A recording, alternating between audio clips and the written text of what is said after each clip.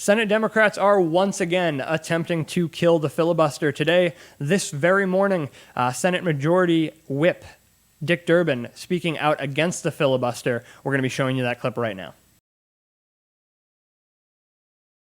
They say the filibuster promotes bipartisan cooperation and debate. Well, just look around. Can anyone really claim that we are living in the great age of Senate debate? Last year, calendar year 2020, in the entire year, 12 months, we considered 29 amendments on the floor of the Senate. 29. Quite an improvement over the previous year, 30% improvement. The previous year, we considered 22 amendments on the floor of the Senate. I'm not counting these votorama spectacles. That's not much of a debate. It's not much of an amendment process. 60 seconds on a side, that's a great debate? Not by my definition. The truth is, as filibusters and threatened filibusters have increased in recent decades, real debate and bipartisan cooperation have plummeted. Today's filibuster is often used to prevent the Senate from even starting to debate important ideas. It's not the guarantor of democracy. It has become the death grip of democracy. Senator Thurman's 1957 filibuster marked only the 5th time since 1917 that the Senate had voted to cut off any measure. I want you to reflect on that for a minute. We had had 5 filibusters in 5 decades when he took the floor in August of '57. Guess what? We can have 5 filibusters in 5 days now. They've become so common. Filibusters, or so-called motions to proceed, now regularly prevent us from even discussing proposals supported by the strong majority of American people. The modern filibuster has broken the normal legislative process. It was never an essential or even intentional part of democracy, and now it rules the Senate. To our Republican colleagues, let me say this. If you don't want to see this president or any president impose solutions based on executive orders, shouldn't we be willing to debate the issues at hand and consider actually legislating? I've been long open to changing the Senate rules to restore the standing filibuster. If a senator insists on blocking the will of the Senate, he should at least pay the minimal price of being present. No more phoning it in. If your principles are that important, stand up for them. Speak your mind. Hold the floor and show your resolve. Others have proposed different reforms, including reducing the number of votes needed to invoke cloture, creating a tiered system of voting in which a filibuster can be broken with successively smaller majorities, and ultimately a simple majority.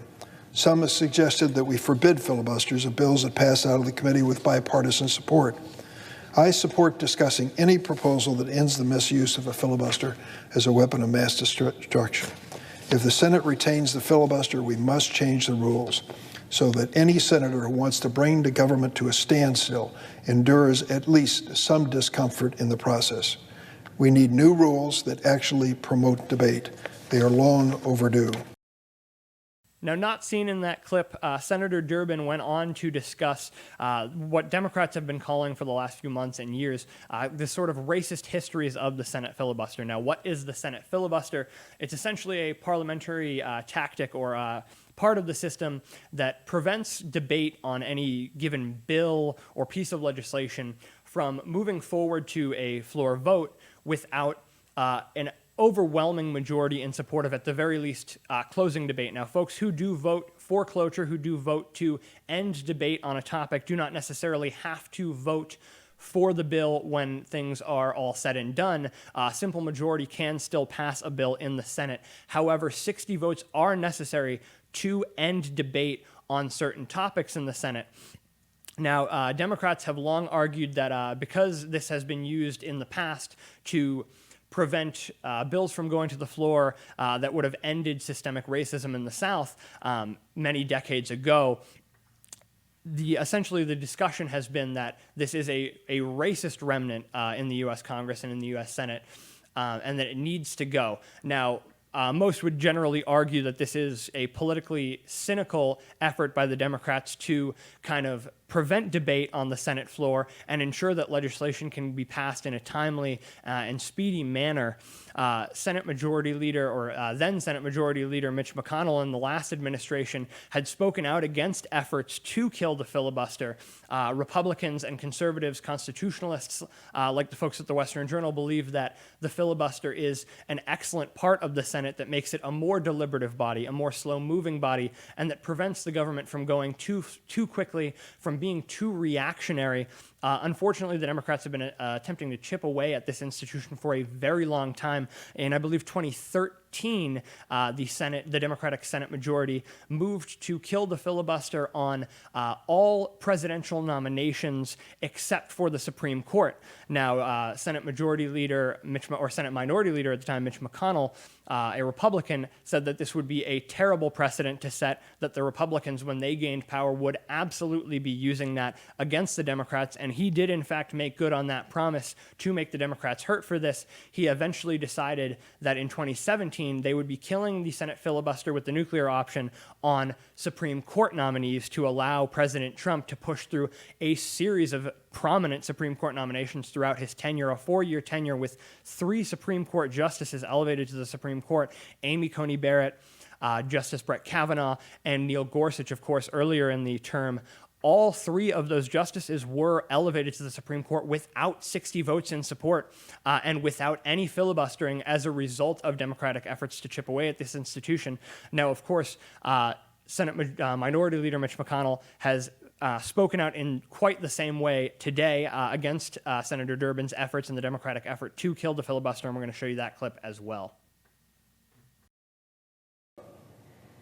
Mr. President, the framers designed the Senate to require deliberation, to force cooperation, and to ensure that federal laws in our big, diverse country earn broad enough buy-in to receive the lasting consent of the governed. James Madison said the Senate should be a complicated check against improper acts of legislation. Thomas Jefferson said great innovation should not be forced on slender majorities. Senate Democrats parroted all these arguments when they were the ones benefiting from minority protection. When President Trump pressed Republicans to kill the filibuster, our Democrat colleagues cried foul. And when our Republican majority stood on principle and refused to wreck the rules, our Democratic colleagues happily used the filibuster themselves. In some cases, they flat out blocked legislation, like Senator Tim Scott's police reform bill. In many other cases, Democrats did what minority parties always do, and leveraged the existence of the filibuster to influence must-pass legislation long before it got to the floor. There's so much emphasis on the most extreme bills that either party might pass with a simple majority. People forget that the Senate's 60-vote threshold is the only reason that any routine must-pass legislation is bipartisan, except during divided government. Big funding deals, appropriation bills, farm bills, highway bills, the NDAA. The Senate's 60-vote threshold backstops all of it. It's not just about controversial items. It's about everything we do. Now, Senator McConnell clearly still very much enamored with the institution of the filibuster. He spoke just there about the idea that Republicans, despite using the nuclear option to kill the filibuster on Supreme Court nominations and makes presidential nominations of all forms equal, the Republicans, when they controlled the Senate between 2017 and 2019, did in fact kind of fight against their worst impulses to kill the filibuster on all legislation, hoping to keep the process deliberative and bipartisan in the Senate. He has spoken out aggressively against Democrats trying to move forward and kill the institution entirely. and it would seem that more moderate Democrats are on board with him. Joe Manchin from West Virginia, a Democrat, a very moderate Democrat, a blue-collar Democrat, has spoken out against it. I believe Kristen Sinema in Arizona has done the same. So it would appear that the institution will likely be here to stay, but that is not a guarantee. We'll be keeping you up to date on that. I'm Andrew J. Shasha, a reporter with the Western Journal, and this has been a Western Journal Fast Break. Hey guys, did you know we have a podcast called WJ Live? The Western Journal's mission is to equip readers with the truth, and that's the same mission we have on WJ Live. You'll hear from writers, editors, and special guests on the most important topics of the day. You can watch us every day at 5 p.m. Eastern, 2 p.m. Pacific on youtube.com/WJ Live. While you're there, help us out by subscribing and hitting the bell so you don't miss any future episodes. See you there.